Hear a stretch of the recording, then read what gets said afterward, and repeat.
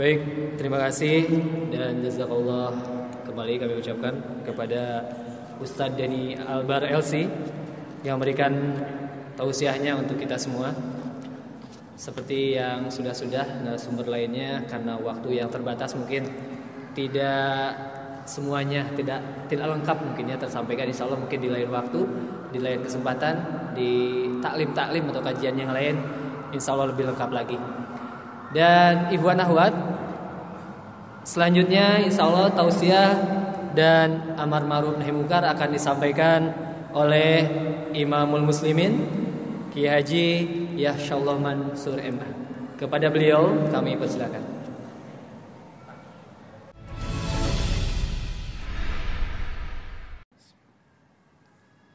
Assalamualaikum warahmatullahi wabarakatuh.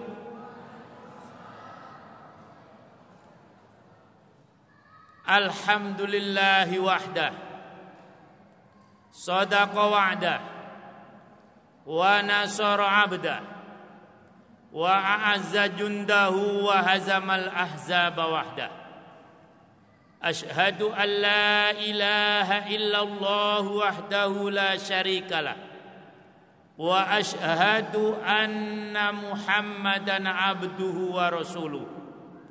Masya Allahu kan, wa ma lam yasha lam yakun, la haula wa la quwwata illa billahil aliyil azim.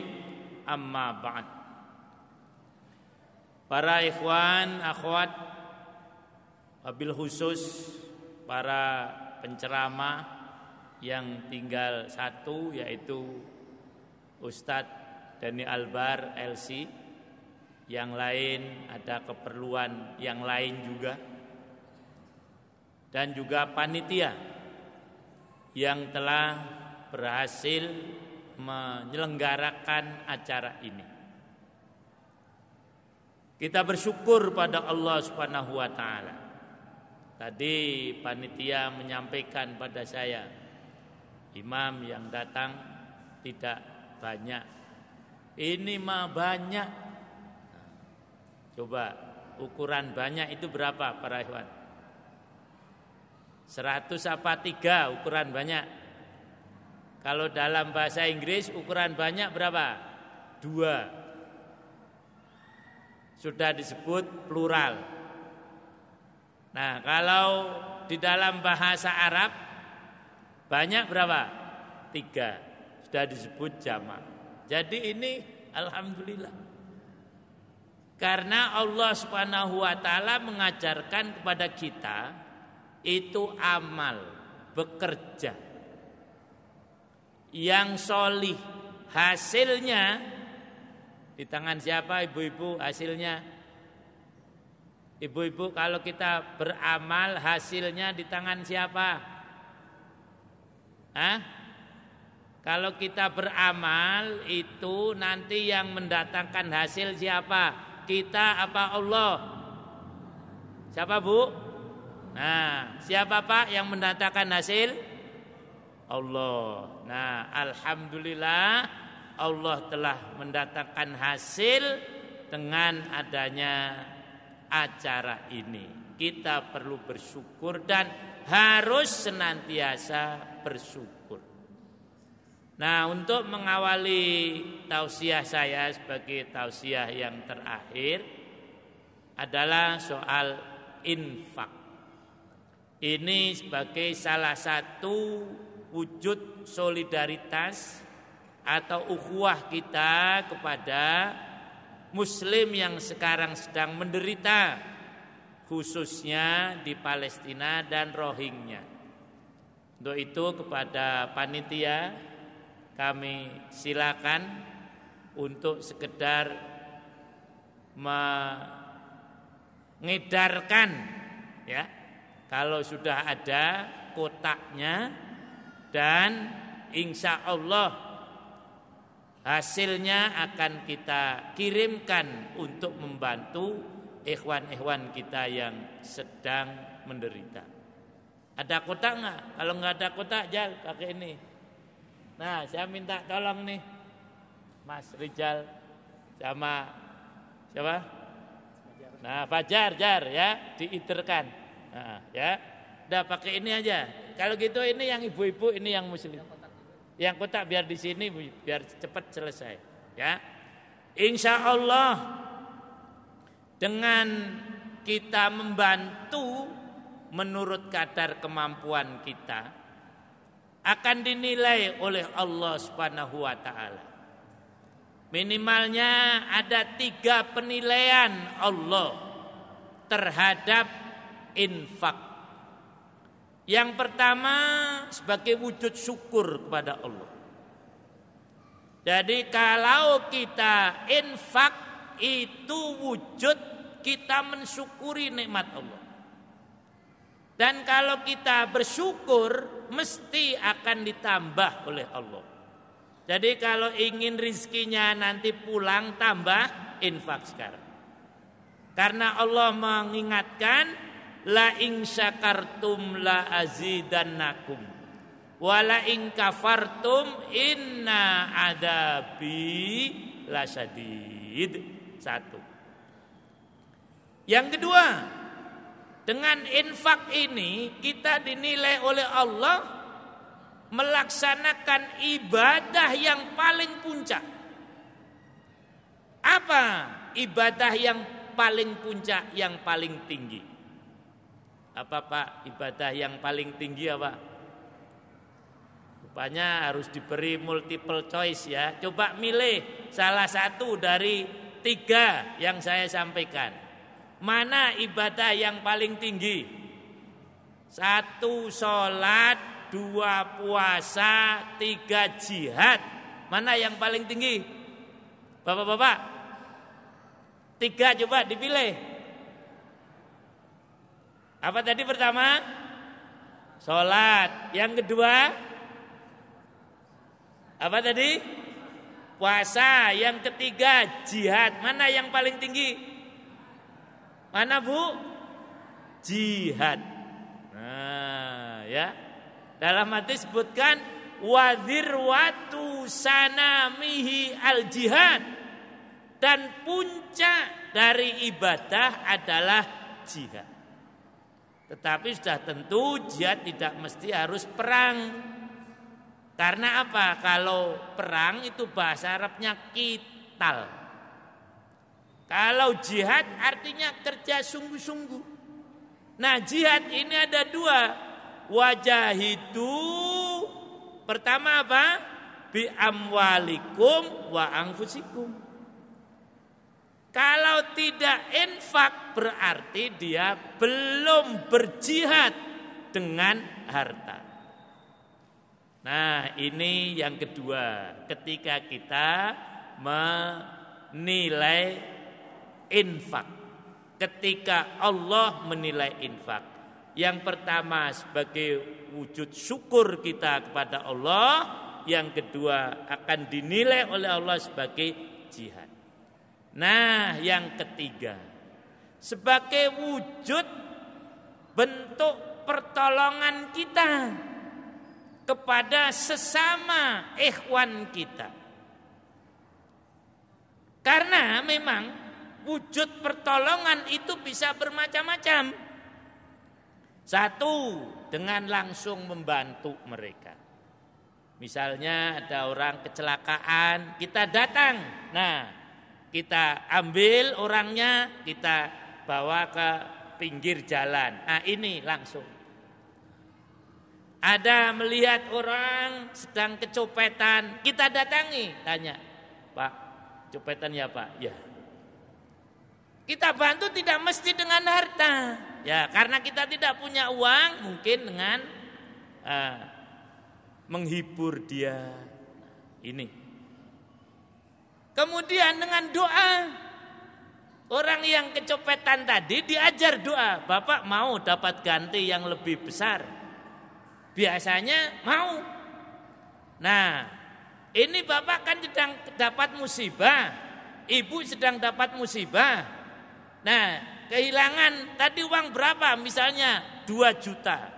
Kepengen dapat ganti lebih, kepengen. Nah, ada doanya. Kalau Kalau kita mendapatkan musibah, kita berdoa dengan doa yang diajarkan oleh Rasulullah sallallahu alaihi wasallam, maka kita akan mendapatkan ganti yang lebih besar. Apa doanya? Begini Pak, kata kita pada yang kecopetan tadi. Bacalah inna lillahi wa inna ilaihi rajiun. Dilanjutkan dengan doa, Allahumma jurni fi musibati wakhluf li khairan minha. Ini doa akan menyebabkan kita diganti oleh Allah musibah kita dengan yang lebih baik. Ini sering saya rasakan, karena memang orang hidup tidak bisa lepas dari musibah. Kalau kita mendapatkan musibah, membaca inna lillahi wa inna ilaihi rajiun, kemudian kita berdoa Allahumma jurni fi musibati wakhluf li khairan minha, akan diganti oleh Allah dengan yang lebih baik. Saya pernah kehilangan uang 400.000. Bagi saya besar. Karena itu gaji sebulan ketika saya masih bekerja. Nah, ternyata setelah itu karena saya sambil kuliah, saya didatangi oleh dosen saya. Anda yang namanya Yahsyallah ya? Iya Pak. Alhamdulillah. Mungkin berkat doa tadi saya mendapatkan beasiswa. Saya total saya hitung 12 juta.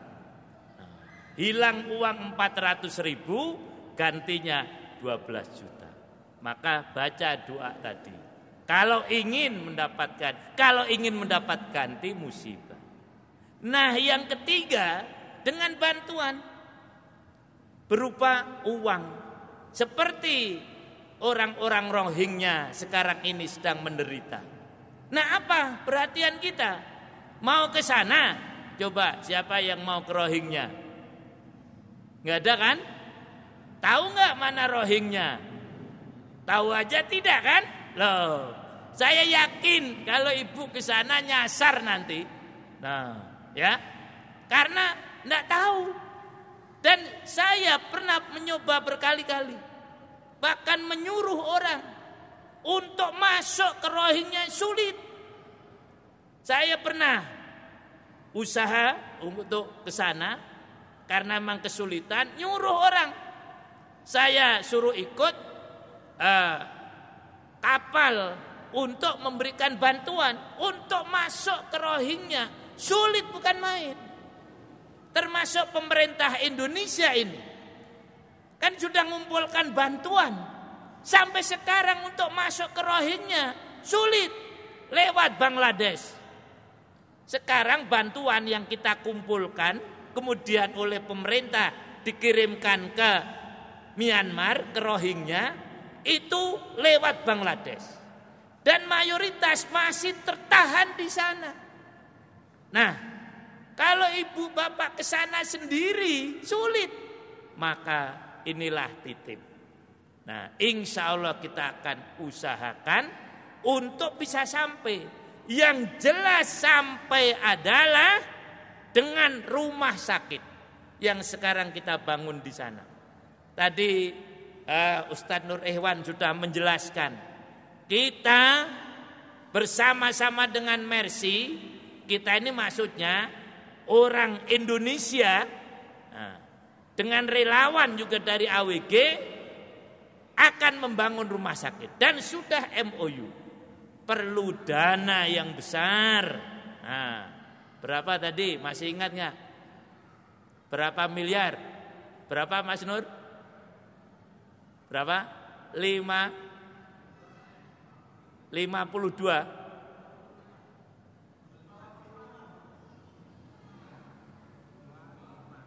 25 miliar.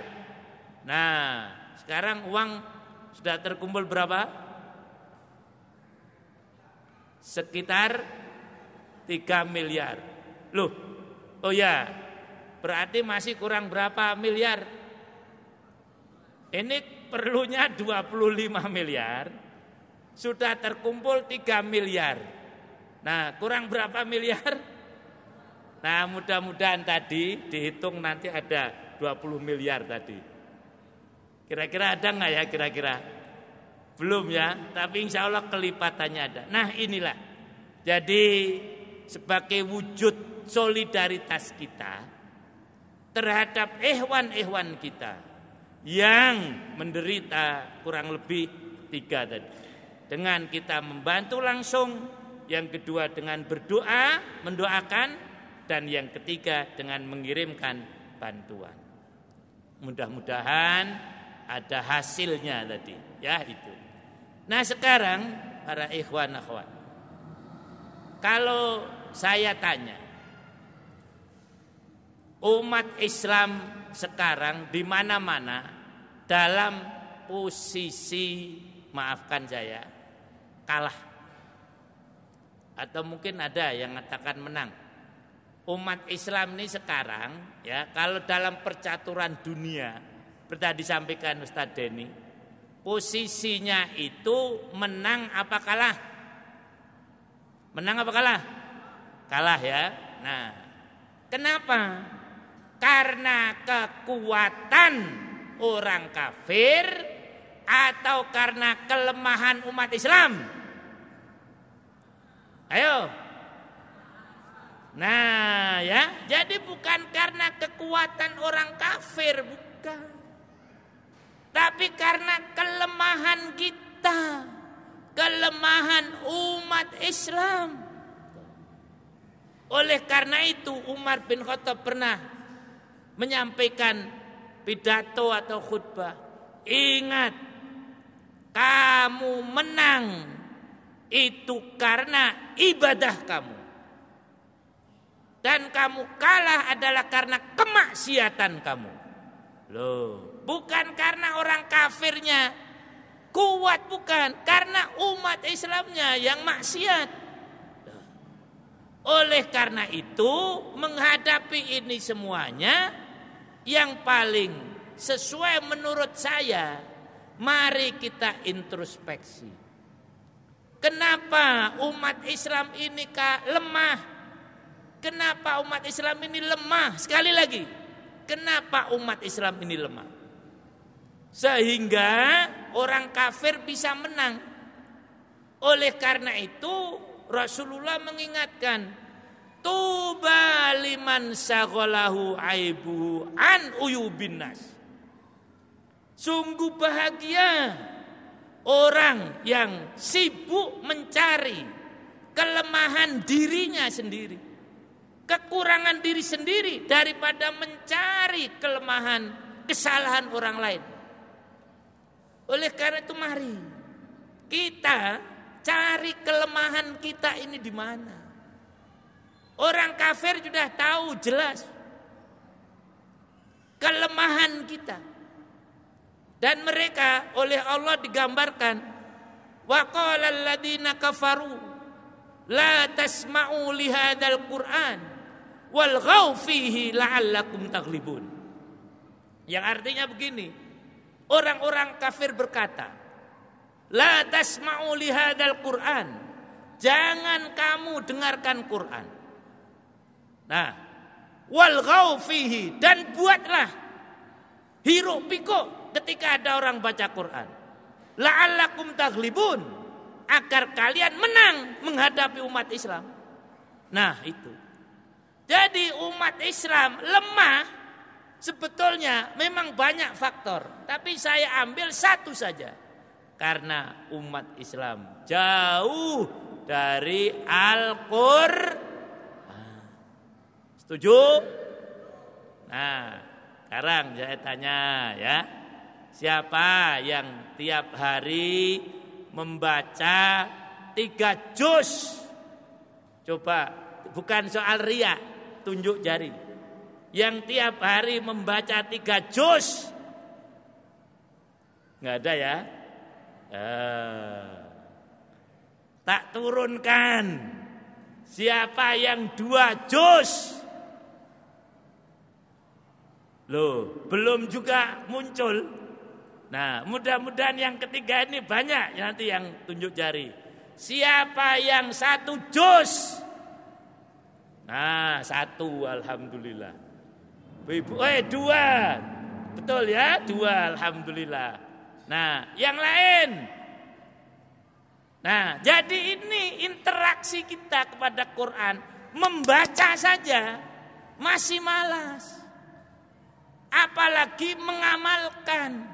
Lah, jadi ini para ikhwan semuanya. Padahal kalau kita ingin menang harus kembali pada Quran. Kita ingin kuat kembali pada Quran.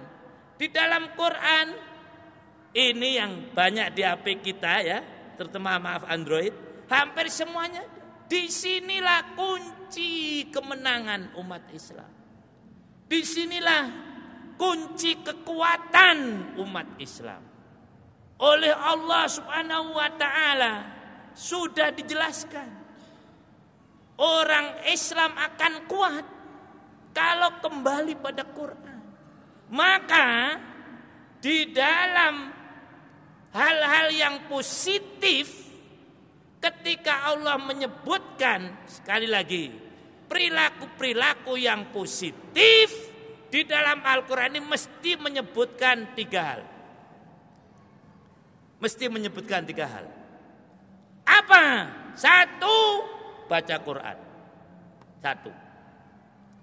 Yang kedua, sholat. Yang ketiga, infak. Ini tadi alhamdulillah, infak sudah kita lakukan. Yang kedua, sholat. Dan di dalam Al-Quran semua perintah sholat atau hampir semua perintah sholat menggunakan perintah jamak atau bersama-sama. Aqimus sholah, aqimus sholah, aqimus sholah. Nah, hampir tidak ada, sedikit sekali lah yang perintah sholat itu tidak dengan berjamaah. Ada memang sedikit sekali seperti aqimis sholata lidzikri. Tetapi rata-rata aqimus sholah, aqimus sholah. Jadi sebetulnya mudah bapak-bapak dan ibu-ibu kalau kita ini ingin kuat. Pertama, infak. Alhamdulillah. Yang kedua, sholat. Nah, yang ketiga, baca Quran. Coba sekarang kita akan memahami di antara kunci kemenangan umat Islam menurut Al-Quran. Apa yang harus kita miliki? Kemenangan dalam bahasa Arab disebutnya Al-Fath. Nah, Al-Fath. Idza jaa nasrullahi wal fath. Nah, biasanya dalam kajian ilmu tafsir, isi di dalam surah tadi menunjukkan apa yang ada pada judul atau pada nama. Misalnya Al-Baqarah, karena di sana disebutkan cerita Al-Baqarah. Nah, ini surah Al-Fath. Nah, di sana disebutkan beberapa kunci kemenangan yang akan kita kaji yang ayat yang terakhir. Ayat yang ke-29. Disitulah terdapat kunci kemenangan. Kalau muslimin melakukan apa yang ada di dalam surah Al-Fath, ayat yang terakhir, ayat yang ke-29. Pada bawa Quran enggak ini, bapak-bapak? Ibu-ibu bawa Quran ya? Coba dibuka Qurannya. Nah, kita ini juga kurang terbiasa pengajian bawa Quran. Coba kita lihat di sana. Allah mengingatkan, antara yang saya bacakan walaupun tidak sempurna. A'udzubillahi minasyaitonir rajim. Muhammadur Rasulullah walladzina ma'ahu asyidda'u 'alal kuffar ruhama'u bainahum ila akhirih. Menurut ayat ini, kunci kemenangan umat Islam itu ada 5 kurang lebihnya. Jadi kalau kita ingin menang, kita ingin kuat, menghadapi orang kafir, kita ingin menang di rohingnya. Saya katakan kita ya, karena mereka saudara-saudara kita. Kita ingin menang menghadapi Yahudi laknatullah. 5 hal dalam surah Al-Fat yang terakhir kita harus laksanakan. Yang pertama, Muhammadur Rasulullah walladzina ma'ahu asyiddaw 'alal kufar. Yang pertama, umat Islam harus keras terhadap orang-orang kafir. Ini kunci pertama. Asyidda 'alal kufar, keras terhadap orang kafir. Tapi perlu diingat, pada ayat ini Allah menggunakan kata kafir dengan kufar. Beda dengan kafirin atau kafirun. Kalau kufar itu kafir yang luar biasa, yang sangat keras. Bukan kafir biasa. Karena orang kafir ini ada 2. 1 kafir biasa, 2 kafir yang luar biasa. Di zaman Rasulullah ada. Coba saya sebutkan, mana nih yang luar biasa? 1 Abu Jahal, 2 Abu Thalib, 3 Abu Lahab. Mana yang luar biasa? Abu Jahal, kalau Abu Thalib walaupun kafir tetapi tidak memusuhi Rasulullah. Bukan kufar itu. Jadi kita bersikap keras pada orang kafir, yang orang kafir keras pada kita. Kalau dia tidak bersikap keras pada kita umat Islam, dilarang kita keras terhadap mereka. Harus dibedakan. Kalau yang kafir biasa Allah menggunakan kafirun. Qul ya ayyuhal kafir. Bukan qul ya ayyuhal kufar, bukan. Jadi kita keras kepada orang kafir yang keras pada kita. Ketika orang kafir tidak keras pada kita, kita tidak boleh keras terhadap mereka. Jelas dalam surah Al-Mumtahanah Allah menjelaskan, la yanhaakumullahu annal lam yuqatilukum fid din wa lam yukhrijukum min diyarikum antabarruhum wa tuqsitu ilaihim.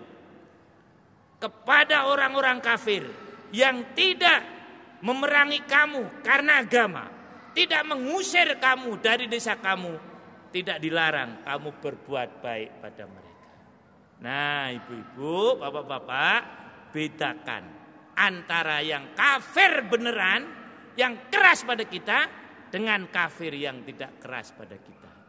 Oleh karena itu jangan sampai nanti kita keluar dari taklim ini ngelihat orang kafir keras, udah pukulin semua saja. Nah, nggak boleh. Gereja bakar, nggak boleh. Loh, atau sinagog dibakar, nggak boleh. Karena mereka tidak mengganggu kita. Coba kalau kita diganggu baru kita mengganggu. Ini yang pertama. Jadi kalau ingin kita kuat, yang pertama harus keras kepada orang kafir yang keras. Nah, kalau kafirnya biasa, kita tidak diperintahkan keras. 1. Yang kedua, ruhama ubainahu. Nah, saling kasih sayang kepada di antara mereka. Mereka siapa? Umat Islam. Kalau kafir dibeda-bedakan, kalau umat Islam tidak dibedakan. Yang penting dia Islam. Lah, apakah Islamnya benar-benar atau tidak? Itu bukan menjadi urusan kita. Tetapi kepada orang-orang Islam kita harus ruhama. Siapa saja asal itu Islam. Siapa orang Islam itu? Sederhana pengertiannya. Menurut para ulama sepakat. Yang namanya orang Islam adalah yang sudah membaca syahadat. Itu Islam. Nah, asal dia syahadat, asyhadu alla ilaha illallah wa asyhadu anna Muhammadar Rasulullah, itulah orang Islam. Nah, ada orang sudah syahadat tapi tidak pakai kerudung. Islam enggak ibu-ibu? Islam enggak? Islam. Hanya mungkin belum sempurna. Lah, orang baca syahadat Islam tapi tidak sholat, Islam bukan? Ayo jawab, siapa berani mengatakan kafir? Islam dia. Lah, tetapi dia tidak sholat, maksiat dia. Ada sebuah hadis walaupun tidak kuat. Sallu khalfa man qala la ilaha illallah wa sallu khalfa man qala la ilaha illallah. Tahu artinya, Bu? Tahu artinya apa? Nah, salatlah di belakang orang yang mengucapkan la ilaha illallah, artinya jadi makmum, dan salatilah orang yang mengucapkan la ilaha illallah. Selesai. Ya, tapi itu ahli bid'ah lah macam-macam, pusing nanti jadinya. Nah, kalau bicara soal bid'ah ini dah macam-macam. Bid'ah menurut siapa? Loh, begitu. Kadang-kadang ulama tidak seragam atau orang-orang tidak seragam menganggap itu bid'ah, tidak. Udah, selesai. Makanya para sahabat banyak yang pada makmum di belakang umara-umara yang dolim. Kalau toh kisah katakan ya misalnya Muawiyah banyak membunuh orang Islam pada waktu perang Siffin, jelas. Tapi apakah para sahabat tidak sholat di belakang beliau? Tetap sholat. Soal dia membunuh orang itu tanggung jawab dia, tapi dia Muslim. Kalau ada, ini hadis lagi yang artinya kalau ada imam baik, maka kebaikannya untuk si imam dan makmum. Tapi kalau ada imam buruk, nah maka keburukannya untuk imam, makmumnya tidak dapat keburukan. Kan enak jadi makmum. Jadi misalnya saya imam, ada orang sholatnya bacaannya tidak karuan, ya sudah terserah dia. Tapi sholat saya sah. Keburukannya untuk si makmum, sholat saya tetap diakui. Nah, jadi yang kedua, mari terhadap sesama muslim kita jangan beda-bedakan. Perbedaan partai tidak menjadi masalah. Lah, perbedaan organisasi tidak menjadi masalah. Perbedaan suku tidak jadi masalah. Perbedaan warna kulit tidak jadi masalah. Asal dia Islam, kita harus ruhama ubaina. Jangan sampai kita masuk dalam kelompok orang musyrik. Wala takunu minal musyrikin, minal ladina farraqu dinahum wa kanu syi'a kullu hisbin bima ladaihim farihun. Orang hanya bangga dengan kelompoknya. Nah, jadi ruhama ubainahum. Bisanya terwujud ruhama di antara seluruh umat Islam tanpa pandang bulu, tanpa pandang atribut-atribut atau simbol-simbol keduniaan, hanya bisa terwujud apabila muslim kembali pada syariat yang namanya al-jamaah.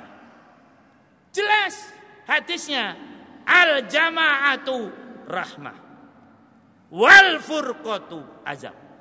Dengan berjamaah kita akan dapat mewujudkan kasih sayang kepada seluruh umat Islam tanpa pandang bulu. Apapun organisasinya, asal itu syahadat, dia bersyahadat, itu saudara kita yang kita harus berkasih sayang. Kasih sayang sebetulnya dalam bahasa Arab banyak penggunaan kata sayang atau cinta. Tapi pada konteks ini Allah menggunakan kata ruhama atau rahmat. Nah, rahmat ini aslinya yang punya hanya ibu-ibu. Bapak-bapak nggak punya. Nah, dari kata rahim, yang punya rahim siapa? Ibu apa bapak? Bapak mah nggak punya merahim. Nah ya, asli yang punya cuma ibu. Nah apa rahmat? Rahmat adalah keinginan untuk berbuat baik kepada orang lain. Itulah namanya rahmat. Jadi ketika kita melihat sesama muslim, yang kita pikir bagaimana kita berbuat baik pada mereka. Siapa saja. Apakah itu orang Rohingya? Apakah itu orang Palestina? Apakah itu beda kelompok dengan kita? Asal dia muslim. Apa itu beda partai dengan kita dan lain sebagainya. Selama mereka muslim, yang kita pikir bagaimana kita berbuat baik pada mereka. Termasuk pada hewan-hewan kita yang di Rohingya. Kita berpikir bagaimana kita bisa berbuat baik dengan mereka. Salah satunya kita mengadakan aksi di sini. Karena kita ingin berbuat baik dengan mereka.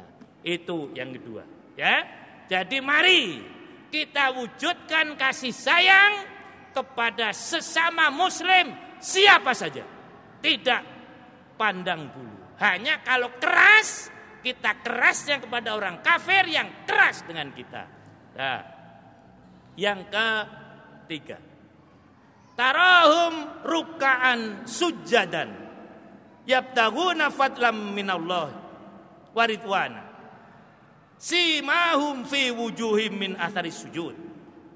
Yang ketiga ya berarti, kau lihat mereka ruka'an sujadan yabtaghuna fadlam minallah waridwana. Kalau muslimin ingin kuat hendaknya banyak sholat. Sholatnya harus banyak. Lah, tidak secukupnya. Nah, apalagi sholat sekehendak sendiri. Nah, sholat 5 waktu plus tambah dengan sholat sunnah. Itu baru namanya banyak sholat. Nah, kadang kita sholat 5 waktu saja tidak lengkap. Berarti kurang sholatnya. Nah kalau muslim semacam ini sulit mendapatkan kekuatan dari Allah. Jadi ibu-ibu, bapak-bapak, mari kita perbanyak sholat. Sekali lagi, yang dimaksudkan banyak sholat adalah tambahan dari sholat wajib dengan sholat sunnah. Kalau sholat wajib udah 5, jangan ditambah-tambah lagi menjadi 15, jangan. Tapi sholat sunnahnya, sholat duha kita tambah.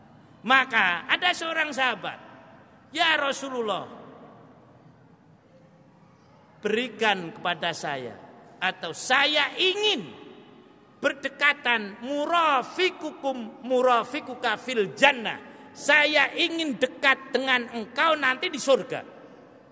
Ini sebetulnya permintaan 2, dia pintar tuh. Pertama masuk surga, yang kedua dekat dengan beliau. Karena apa? Kalau yang dekat dengan beliau mesti masuk surga. Lah ini orang, tinggal 3 menit ya Dede. Lah ya. Mau diteruskan nggak ini ibu-ibu? Teruskan nggak Pak? Nah, duhurnya yang berapa sih? Hah? Nggak, saya tanya duhurnya jam berapa? Hah? Nah, saya minta tambah lagi ya. Tidak, itu 3 menit. Nah, tadi kembali. Ada sahabat, ya Rasulullah, saya ingin doakan saya, bantulah saya untuk dapat dekat dengan engkau di surga. Loh, ini orang pinter mintanya kalau dekat dengan beliau otomatis masuk surga. Jadi tidak begini, ya Rasul doakan saya masuk surga. Kalau itu baru 1, masuk surga tetapi belum tentu dekat dengan beliau. Tapi kalau permintaannya, ya Rasulullah, saya kepengen dekat dengan engkau di surga, berarti dia masuk surga otomatis. Enggak mungkin dekat dengan Rasulullah kalau tidak masuk surga. Nah, apa jawab Rasul? Ya, mungkin kalau sekarang, oke. Nah, kalau kamu ingin dekat dengan saya dengan surga, ini bikathrotis sujud, bantulah saya untuk bisa membantu kamu, mendekatkan kamu dengan saya di surga nanti dengan banyak sujud. Nah, artinya apa? Banyak sholat. Jadi kalau ibu-ibu, bapak-bapak ingin dekat dengan Rasulullah, sholatnya yang banyak, sujudnya yang banyak. Nah, jadi yang ketiga, kalau muslimin ini ingin kuat, maka dia harus banyak sholat. Nah, sholat sudah kita lakukan, sholat wajib 5 waktu, mari tambah sholat tahajud. Maka dari itu, Muhammad Al-Fatih ketika akan membebaskan Konstantinopel, nah beliau tanya para pasukannya, semuanya disuruh berdiri. Ayo berdiri, kurang lebih gitu. Beliau tanya, siapa yang sejak balik sampai sekarang sebelum kita menyerang Konstantinopel yang pernah meninggalkan sholat 5 waktu? Kalau ada yang pernah meninggalkan sholat 5 waktu, saya minta duduk. Ternyata ribuan pasukan, puluhan ribu, satu pun tidak ada yang duduk. Berarti apa? Seluruh pasukannya sholat 5 waktu semua. Pertanyaan kedua, seperti tadi saya turunkan. Siapa yang, oh ya bagus, berarti kalian ini sudah sholat semua ya. Pertanyaan kedua, siapa yang selama hidup tidak pernah meninggalkan sholat sunnah rawatib? Rawatib itu yang mengiringi sholat wajib. Ternyata sudah mulai ada 1-2 yang duduk, tapi belum banyak. Berarti ini pasukan hebat, banyak sholatnya. Ada 1-2 yang duduk, oh berarti dia meninggalkan sholat rawatib. Nah bagus, mantap saya. Kurang lebih gitu. Pertanyaan terakhir, siapa yang selama hidup tidak pernah meninggalkan sholat tahajud? Duduk semua tuh pasukan, kecuali 1 saja yang tidak duduk. Siapa? Muhammad Al-Fatih sendiri. Nah, berarti selama hidupnya sejak balik Muhammad Al-Fatih tidak pernah meninggalkan sholat tahajud. Beliau membebaskan Konstantinopel dalam umur yang sangat muda, kurang umur 22 tahun. Dan alhamdulillah akhirnya Konstantinopel, benteng terakhir Kristen Romawi itu tertaklukkan. Benar apa yang dikatakan oleh Rasulullah.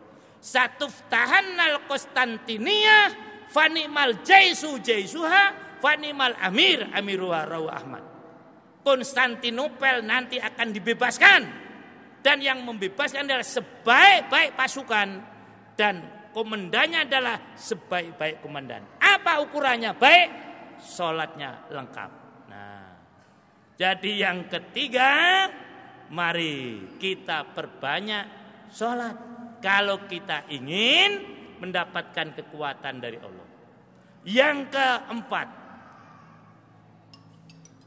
setelah kita sholat, rukaan sujadan yabdawuna fatlaulum waridwana simahum fi wujuhihim min atharis sujud. Pada wajahnya kau lihat ada bekas sujud. Nah, simahum fi wujuhihim min atharis sujud. Di wajahnya ada bekas sujud.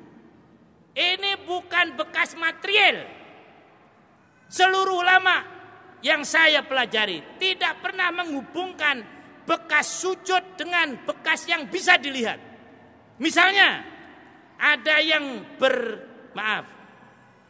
jidat hitam, bukan itu. Karena ini saya sendiri ngalami ya, bukan ini. Asar sujud, mohon maaf, bukan ini, bukan. Ini mungkin karena sensitivitas kulit aja. Nah, jadi bekas sujud bukan tanda hitam di dahi, bukan. Nah, karena banyak riwayat para sahabat itu tidak ada yang kita dengar cerita kalau Rasulullah, sahabat dulu ya, Abu Bakar jidatnya hitam, nggak ada hadis begitu. Utsman tidak ada di itu, apalagi nggak ada cerita Rasulullah jidatnya hitam, nggak ada. Nah, kalau ini tadi mungkin sensitivitas kulit atau mungkin posisi sujudnya kurang pas. Nah, lah lantas apa asar sujud? Ibu-ibu ketika sujud perhatikan. Nah, apa yang kita lakukan? Meletakkan dahi kita di tanah. Apa yang dimaksudkan nih? Agar kita itu merendahkan diri. Tawadhu. Maka yang dimaksudkan dengan fi wujuhi min asari sujud antara adalah tawadhu, tidak menyombongkan diri. Jadi jangan merasa paling benar, merasa paling baik, merasa dirinya sendiri yang masuk surga. Bukan itu. Tawadhu, merendahkan diri seperti kita sujud, kepala kita taruh di tanah. Nah, itulah namanya bekas sujud. Maka saya tanya bapak-bapak, kalau sholat zikir yang paling banyak dibaca apa? Waktu sholat zikir yang paling banyak kita baca, ibu-ibu, takbir. Nah, masa subhanallah, takbir kan? Allahu Akbar. Lah, nanti mau ruku, Allahu Akbar. Bangkit, sami Allahu liman hamidah. Mau sujud, Allahu Akbar. Bangkit dari sujud, Allahu Akbar. Mau sujud, Allahu Akbar. Mau berdiri, Allah yang maha besar, kita ini kecil. Lah sekarang yang dipertanya, ini orang sholat terus tapi sombong, berarti sholatnya gak ada dasarnya. Nah, karena kita ucapkan tadi, ya Allah engkau yang maha besar. Lah, engkau yang, tetapi selesai sholat sombong dia. Sombong itu menolak kebenaran, melecehkan manusia. Berarti ini gak ada asarnya. Yang begini sulit untuk mendapatkan pertolongan dari Allah Subhanahu wa taala. Maka kalau kita sholat sombong, sholatnya tidak diterima oleh Allah. La yaqbalullaha sholata rajulin musbilin izaro, dalam satu riwayat la yang durullah manjarra saubahu khuyala. Allah tidak melihat orang yang dalam hatinya ada kesombongan, tidak akan dilihat oleh Allah. Jadi yang keempat, mari kita bersikap tawadhu, merendahkan diri kepada sesama manusia, kepada sesama umat Islam. Kita hilangkan rasa kesombongan dari diri kita. Karena apa? Karena semua makhluk itu ciptaan Allah Subhanahu wa taala. Yang membedakan kita dengan yang lain hanya satu. Apa coba? Takwa saja. Semuanya sama. Yang terakhir, nah, yang kelima, kazar'in akhraja syat'ahu fa'azarahu fastaghlado ila akhiril ayat. Orang Islam kalau akan mendapatkan pertolongan Allah, hendaknya bisa seperti pohon. Nah, pohon. Ada dua hal di sini. Pohon, ibu-ibu dan bapak-bapak, itu dia akan mengayomi siapa saja. Walaupun mungkin dia tidak nanam, dia akan melindungi siapa saja yang bernaung di bawahnya. Misalnya kita kehujanan. Nah, di tepi jalan ada pohon asem atau yang lain. Nah, kemudian kita berlindung di situ. Pohon tidak pernah menolak. Bu, kamu bukan yang menanam saya ya. Jangan berlindung di sini. Sono tuh, nggak ada. Pohon tetap menerima, melindungi kita, walaupun kita tidak menanamnya. Pohon tidak pernah bertanya, Bu, Pak, kamu ini Islam apa bukan sih? Kalau tidak Islam, jangan bernaung di sini. Tidak pernah begitu. Inilah pohon. Artinya apa? Umat Islam ini melindungi seluruh manusia. Kita harus dapat mewujudkan rahmat bagi semesta alam. Inilah tujuan Rasulullah SAW. Wa ma arsalnaka illa rahmatan lil alamin. Jadi yang kelima, marilah kita seperti pohon yang sebetulnya filosofinya banyak, antara lain tadi melindungi kepada siapa saja, dan yang kedua terus berkembang. Biasanya pohon kalau dirawat akan berkembang. Maksudnya apa? Islam ini akan berkembang kalau dirawat. Kalau tidak mungkin akan mati. Maka tadi Ustaz Deni menyatakan, mungkin Islam bisa habis dari Indonesia. Bisa mengalami seperti Rohingya kalau tidak dirawat. Betul. Nah, oleh karena itu mari kita rawat Islam ini seperti kita merawat pohon. Dengan hal-hal yang tadi sudah disebutkan. Insya Allah dengan demikian muslimin akan menjadi kuat. Nah, dengan muslimin kuat, otomatis musuhnya akan lemah. Demikian Bapak-bapak dan Ibu-ibu, dalam kajian surah Al-Fat ayat yang ke-29 yang terakhir, kita minimalnya mendapatkan 5 pelajaran. Yang pertama, orang Islam harus keras pada orang kafir yang keras pada mereka. Yang kedua, harus dapat mewujudkan kasih sayang di antara mereka. Yang ketiga, banyak melakukan sholat. Yang keempat, sholat membawa bekas kesan dalam kehidupannya. Dan yang kelima, umat Islam hendaknya dapat menjadi seperti pohon yang melindungi siapa saja. Paham Bu? Paham Pak? Nah, karena sudah paham dicukupkan sekian saja ya. Kurang lebihnya mohon maaf. Hadanallahu wa yakum ajmain. Wassalamualaikum warahmatullahi wabarakatuh. Baik, jazakallahu khairan katsira kepada Imamul Muslimin Kiai Haji Hasan Mansur yang telah menyampaikan tausiahnya yang begitu bersemangat ya. Semoga kita semua di sini juga tetap bersemangat dan juga mengamalkan apa yang disampaikan oleh Imamul Muslimin. Dan iwan-awat kita akhirnya menginjak acara yang terakhir, yaitu penutup. Dalam hal ini insya Allah akan disampaikan oleh Ustadz Ahmad Hudayat. Kepadanya dipersilakan. Bismillahirrahmanirrahim. Assalamualaikum warahmatullahi wabarakatuh. Mari kita sama-sama berdoa kepada Allah untuk kebebasan Masjidil Aqsa. A'udzubillahi minasyaitonirrajim. Bismillahirrahmanirrahim. Ya Allah, kepadamu kami mengadukan lemahnya kekuatan kami. Sedikitnya daya kami dan ketidakmampuan kami berhadapan dengan manusia.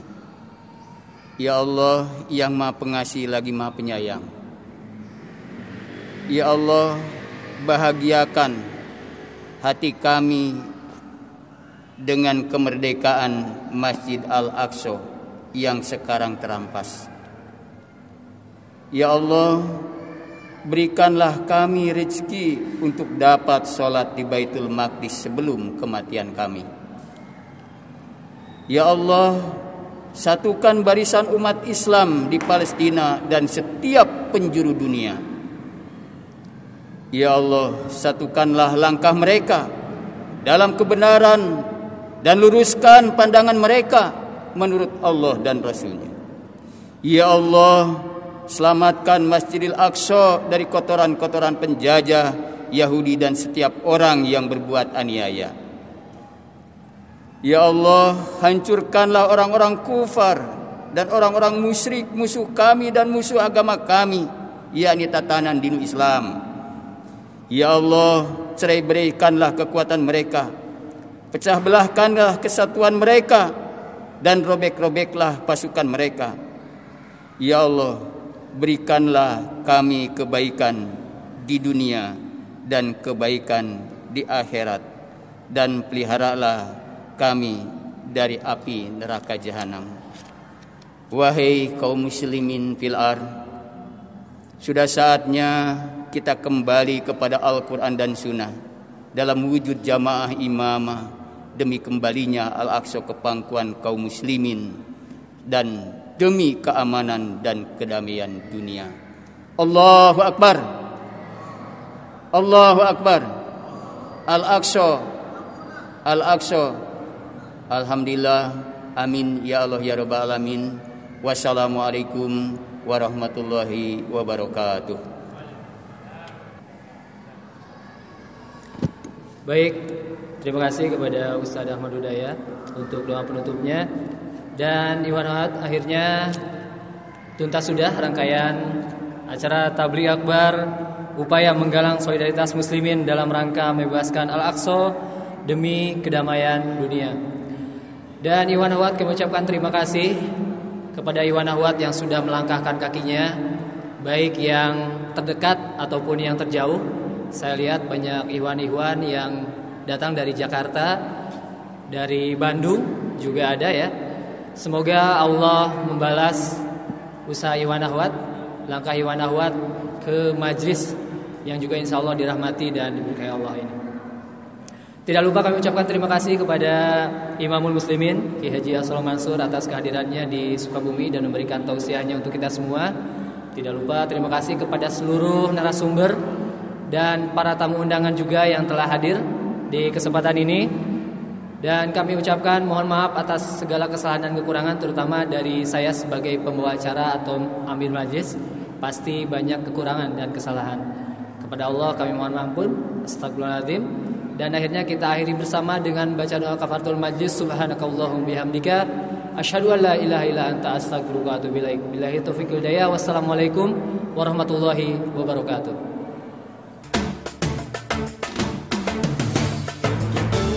Jiwa-jiwa